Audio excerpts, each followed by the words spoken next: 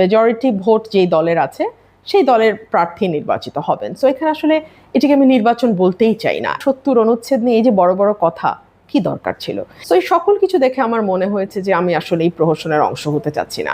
বাংলাদেশের ২৩তম রাষ্ট্রপতি মির্জা ফখরুল ইসলাম আলমগীর বাংলাদেশে অত্যন্ত সম্মানিত একজন ব্যক্তি এবং ওনার রাষ্ট্রপতি নির্বাচিত হওয়াতে আমি ওনাকে অন্তরের অন্তঃস্থল থেকে শুভেচ্ছা জানাই। কিন্তু আমি আমার পলিটিক্যাল যেই চিন্তা সেই কারণে আমি ভোট দিতে যাইনি। তার ৩টা কারণ মূলত। এক হচ্ছে যে নির্বাচনে যদি অনিশ্চয়তা না থাকে তাহলে সেটাকে তো আপনি আসলে নির্বাচন বলতে পারেন না, সেটা মনোনয়ন। সারা বাংলাদেশের সকলেই জানতেন যে মেজরিটি ভোট যেই দলের আছে সেই দলের প্রার্থী নির্বাচিত হবেন। সো এখানে আসলে এটাকে আমি নির্বাচন বলতেই চাই না। এক, দুই হচ্ছে ৭০ অনুচ্ছেদ নিয়ে আমাদের দীর্ঘদিনের আন্দোলন সংগ্রাম হয়েছে যে ৭০ অনুচ্ছেদকে অ্যাজ ইট ইজ আমরা রাখবো না। আমরা দলের সদস্যরা দল করলেও তারা চাইলে ইন্ডিপেন্ডেন্টলি ভোটাধিকার প্রয়োগ করতে পারবেন। ফুডেলা একটি নাবিল পণ্য।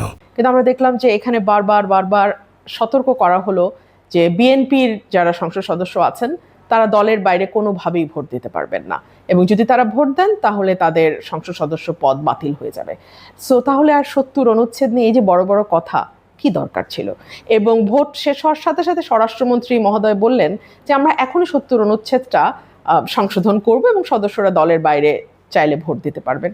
তাহলে এই ভোটে সেই অধিকারটা তাদের দেয়া হলো না কেন? আর ৩ নাম্বার যেটা আমার মনে হয়েছে যে আমরা তো সকল দল মিলেই একজন ব্যক্তিকে রাষ্ট্রপতি মনোনয়ন দিতে পারতাম, এবং রাষ্ট্রপতি এবং প্রধানমন্ত্রীর ক্ষমতার ভারসাম্য যেটা ২০১৬ সালে বিএনপির চেয়ারপারসন বেগম খালেদা জিয়া বলেছিলেন যে একটা ভারসাম্য আনা হবে, যেটি বিএনপির ৩১ দফাতেও আছে, সেগুলো নিয়ে কিন্তু আমরা কোনো রকম কোনো কথা, কোনো রকম কোনো উচ্চবাচ্য শুনি না। সো এই সকল কিছু দেখে আমার মনে হয়েছে যে আমি আসলে এই প্রহসনের অংশ হতে চাচ্ছি না। বাট তারপরে আমি লাস্টে আবারও বলবো যে মির্জা ফখরুল ইসলাম আলমগীরকে ব্যক্তিগতভাবে একজন রাজনৈতিক কর্মী হিসেবে আমি ভীষণ শ্রদ্ধা করি এবং ওনাকে আমার অভিনন্দন। কিন্তু দেখুন, প্রিন্সিপালের একটা ব্যাপার আছে। সো আমার কাছে মনে হয়েছে আমি এই প্রহসনে অংশ নেব না।